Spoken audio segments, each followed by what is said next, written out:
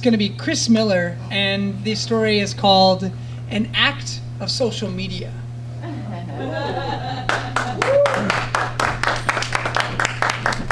Thank you very much. I had it printed out, but I think it'd be better if I just talk about it instead of reading from my blog. Anyways, I had a pretty tumultuous week last week.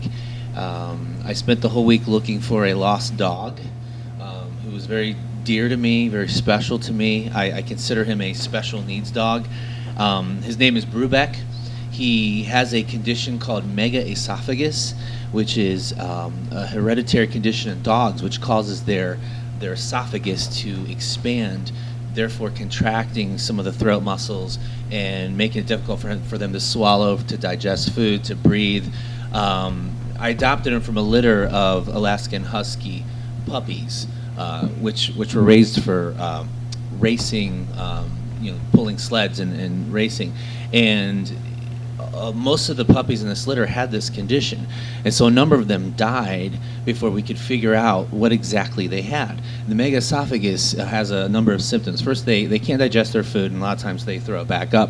The other thing that happens is they have this hoarse hacking sound, and they have difficulty breathing when they get too excited. It contracts the muscles when they get too worked up, too much exercise.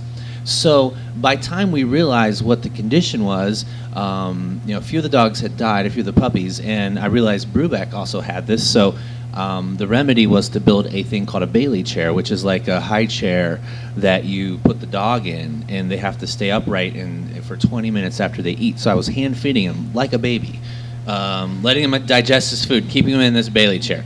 So I literally babied this dog. I cradled him like a baby. I fed him like a baby. He became very dependent on me, and he was undog-like. I mean, he didn't have the prey drive that some dogs of that breed have. Doesn't really have the sense of direction that some dogs have. He's very awkward. The sounds he makes, he cannot bark because of his condition, but he makes this hoarse whimpering sound. It's very cute and it's very endearing, but he has issues. He's a special needs dog. So with that background, at one point recently, he was about 40 miles from where I raised him, where he grew up, and he had escaped. And so he had no home base. So he had escaped from this place 40 miles from where he grew up and what he knew. And being that he doesn't have a good sense of direction like other dogs, he was at a great disadvantage from the beginning. So I started by just finding the place where he ran off from and literally driving in circles, yelling his name out into suburbia, into backyards, into dark streets. And this went on for a couple days, and someone said, hey, why don't you post a lost dog ad on social media?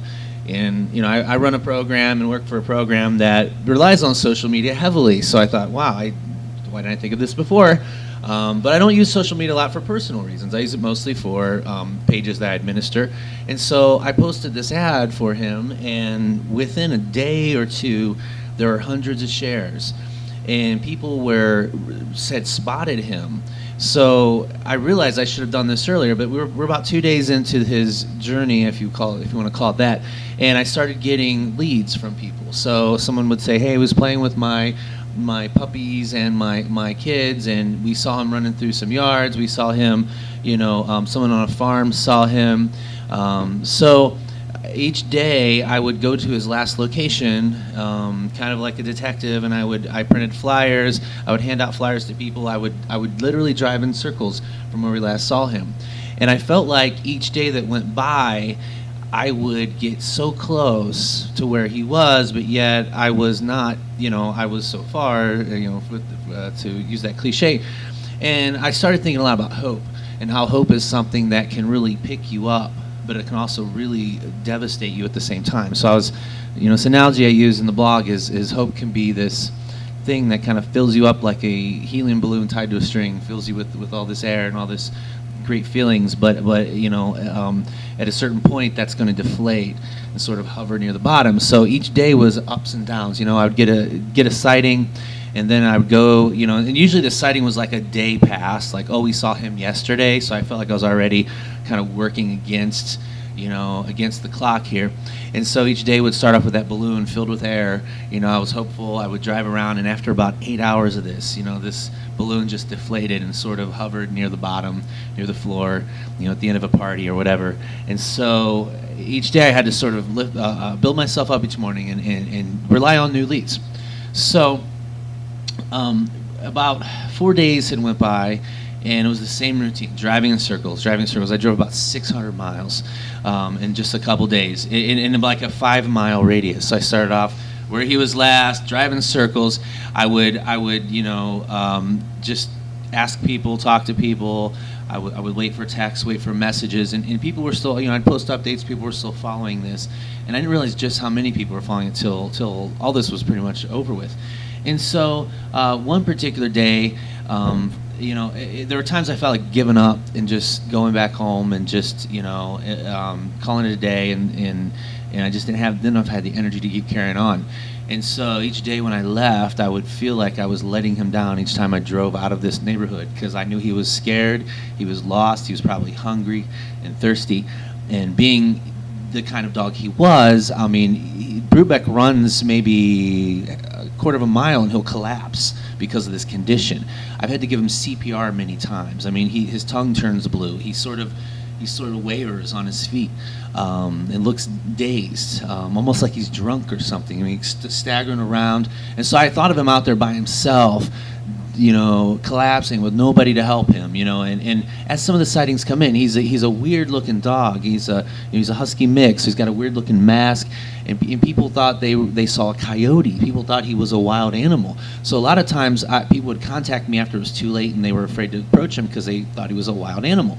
And as a couple days went on, 3 days, 4 days, the people who did see him said he was very skittish, very nervous. He was scared, running off. And that's when I started to get really, really worried. One day I felt like giving up. I just was ready to go back home, and I saw a girl walking down the street, and I gave her a flyer, and I thought, it's not going to do anything anyways. I was thinking internally, and about 10 minutes later, I get a text with all kinds of pictures attached. So she posted it on Facebook right away. Somebody who saw her, or who was friends with her, saw this ad, or saw the flyer she put up, and he had seen the dog earlier in the day and had taken pictures of the dog running through a field. And so it was like a Yeti sighting. It looked like this grainy photo of him in the distance, and I was so excited. That's the balloon filling up. So excited. I was deflated just 10 minutes before that, and that kept me going. That gave me fuel. So the next day after that, he was spotted at an auto repair shop. And throughout this period of time, people were giving me all kinds of advice. Some of these animal rescue groups would say, don't call his name, because he's probably in survival mode by now. Like, I envision him turn into some sort of wild animal slowly but surely. He's like become this suburban folklore out in farmland, eat your vegetables or the Brubeck's going to come get you tonight. People are telling their kids about him like he's some mysterious animal kind of hovering in the background. And, and I got really, really worried about him as it went on. I could joke about it now, but it was at the time it was very raw, and it was very difficult. And I felt like I was just losing him to Mother Nature as the abductor, as much like a parent of a missing child is, it has some sort of abductor that takes their child away. And so it was day 6 by this point, and I felt like that day I thought, this is a critical point. He can't go on much longer by himself. And that whole day I got no leads, no phone calls, no texts, no messages, and you don't want to think about what it could be, which is hit by a car. That's what happens to a lot of dogs out in this area, hit by a car. And I was hoping he was taken to a pound or some sort of shelter or something. So I was ready to give up, and I was out in the woods, and I was just, I would go to these wooded areas and sort of yell his name, and I was trying to think like him, because these huskies, they like open areas, they like wild areas, they like areas that don't have a lot of people, although he would go to where people were, but then he probably had some sort of place he'd go to sleep, which was out in the woods or what have you.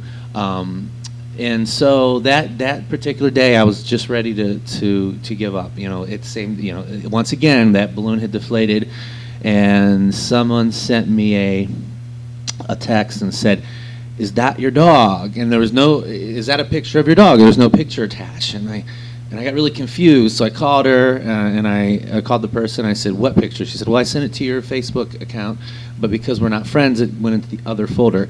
And I was on my phone using Messenger, which you can't access the other folder on Messenger. So I just wanted to see this picture. I was really, really frantic. I was out in the woods, and thank you, Verizon. It's like the service just crawled to a screeching halt, and I was trying to get on my browser to look on the actual, Facebook website rather than my app. And it was just, I wanted to just crush my phone. I was so anxious. I'm like, I got to see this picture, got to see this picture. So after about 5 minutes, I finally saw the picture. I was 99% sure it was him.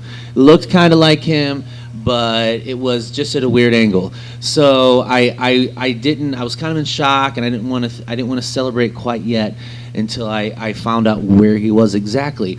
And apparently he ended up, he was last spotted in Canal Fulton, southern Summit County, near Stark County border, and they found him that day. And the reason I didn't see him anywhere, I had no trace of him, he was in Canton, which was a good 10 miles away. So he traveled just 10 miles in one day.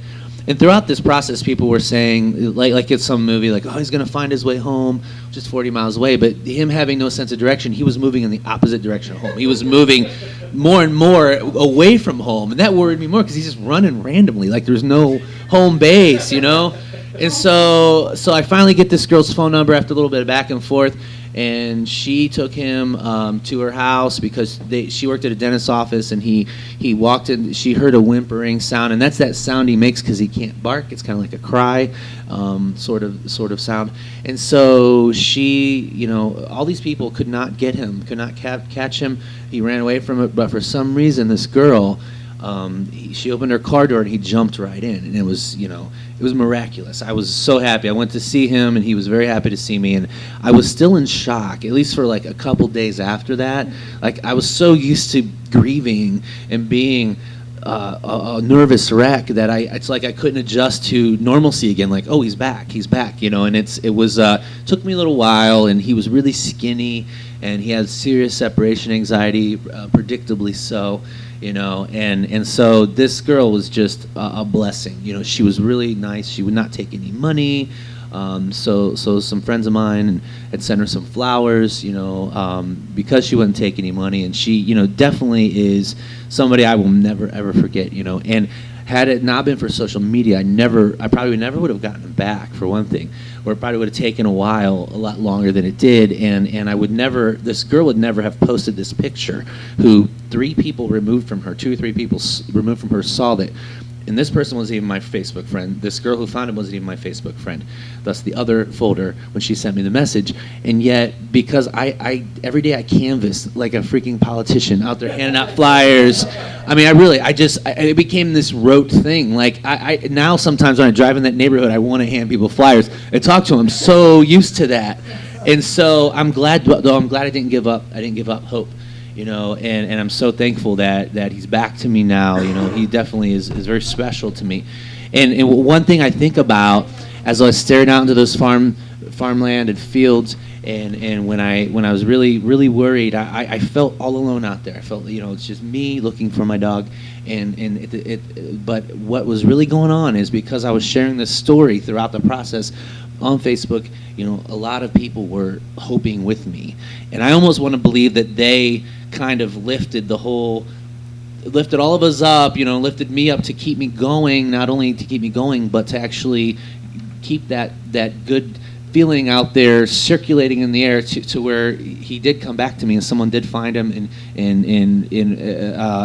as opposed to what had happened days before where he just wouldn't come to anybody. This one particular girl, he took to her and felt safe around her enough to get in her car. And I knew that at that time, afterwards, I felt like those people were there with me the whole time. And it was really great. I mean, people who didn't even know me were still rooting for this and rooting for me to get him. And this isn't a way that I wanted to really connect with strangers in a really, it's a sort of a stressful, really incredibly stressful situation. But I'm so thankful for social media, and I'll never look at Facebook the same way, and I see these communities of people forming, and it's something that's happened in our neighborhoods too, even today in Akron. A lot of these great communities are forming that can really do wonders and accomplish a lot. So that's it. Thank you.